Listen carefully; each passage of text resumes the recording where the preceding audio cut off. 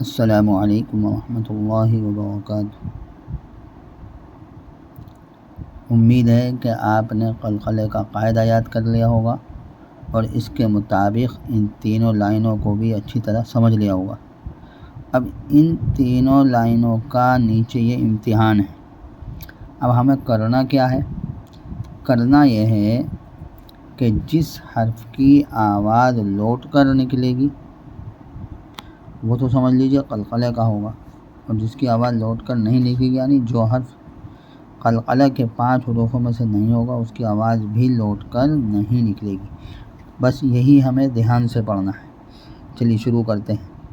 اعوذ باللہ من الشیطان الرجیم، بسم اللہ الرحمن الرحیم۔ ہجا کرتے ہیں۔ با سین زبر بس، یہ جو سین ساکن ہے یہ قلقلے کا حرف، قلقلہ کے 5 حروفوں میں سے نہیں ہے، اس کی آواز بھی لوٹ کر نہیں نکلے گی۔ کاف تا زیر کت، تا ساکن بھی قلقلہ کے 5 حروفوں میں سے نہیں ہے۔ جیم عین زیر جیع، عین ساکن بھی قلقلہ کا حرف نہیں ہے۔ جیم لام پیش جل، لام ساکن بھی قلقلہ کا حرف نہیں ہے۔ غین لام پیش غل، یہاں بھی لام ساکن ہے، قلقلہ کا حرف نہیں ہے۔ واو حا زبر واہ، یہ بھی قلقلہ کا حرف نہیں ہے۔ میم حمزہ زبر م، میم کو حمزہ سے ملائیں گے، یہ حمزہ الف کے اوپر لگا ہوا ہے اور یہ جزم بھی حمزہ کا ہے، الف کا نہیں، تو میم کو ہم حمزہ سے ملائیں گے، جھٹکے سے پڑھیں گے۔ حمزہ ساکن ہے، قلقلے کا حرف نہیں ہے۔ میم حمزہ زبر م، حمزہ ہا زیر ای، ہا ساکن بھی قلقلے کا حرف نہیں ہے۔ نون صا زبر نص، صاد ساکن بھی قلقلے کا حرف نہیں ہے۔ غا حمزہ زبر غا، حمزہ ساکن بھی قلقلے کا حرف نہیں ہے۔ ایک بات کا خیال رکھنا ہے ان دونوں جگہ پر، دیکھیے یہاں ہم نے میم کو حمزہ سے ملایا ہے، یہاں غا کو حمزہ سے ملایا، تو کسی بھی حرف کو حمزہ سے ملایا جاتا ہے تو اس حرف کو جھٹکے سے پڑھتے ہیں۔ پورے قرآن میں کہیں بھی کسی بھی حرف کو حمزہ سے ملائیں گے تو جس حرف کو بھی ہم حمزہ سے ملا رہے ہیں اس حرف کو جھٹکے سے پڑھیں گے۔ یہاں میم حمزہ سے ملا، میم جھٹکے سے پڑھا جائے گا۔ یہاں غا حمزہ سے ملی ہے، غا جھٹکے سے پڑھی جائے گی۔ اب اس کو دوہرا لیتے ہیں، آواز کہیں بھی لوٹ کر نہیں نکلے گی، یہ امتحان چل رہا ہے۔ بس کت جیع جل غل وح م اہ نص غ۔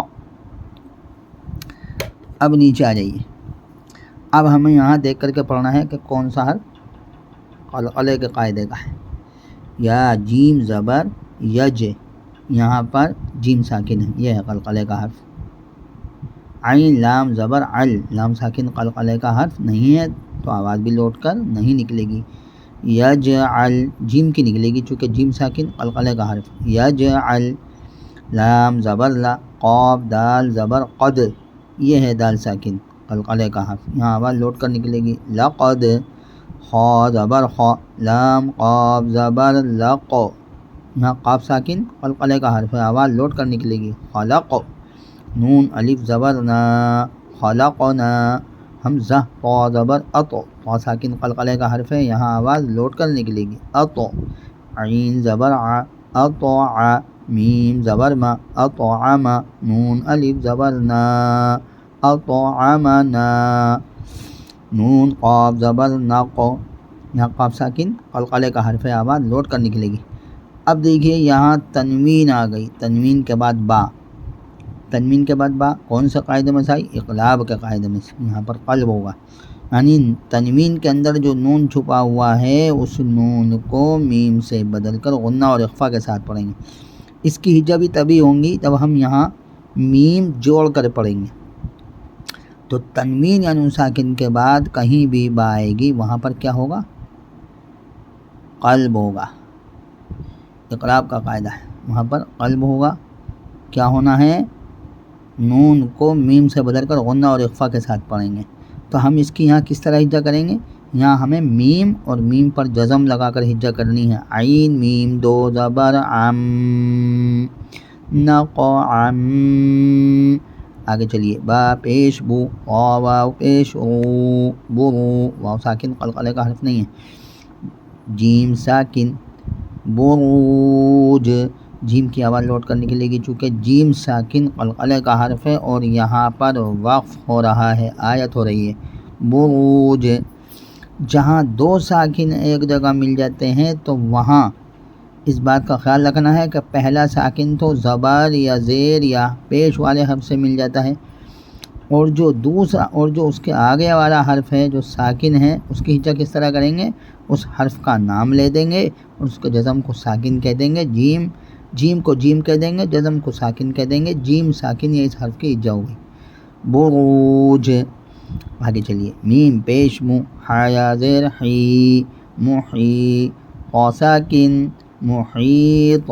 قا ساکن قلقلے کا حرف ہے اور پھر یہاں وقف بھی ہو رہا ہے، ٹھہر رہے ہیں، ہمیں یہاں سانس توڑنا پڑے گا، بغیر سانس توڑے یہ صحیح ادا نہیں ہوگا.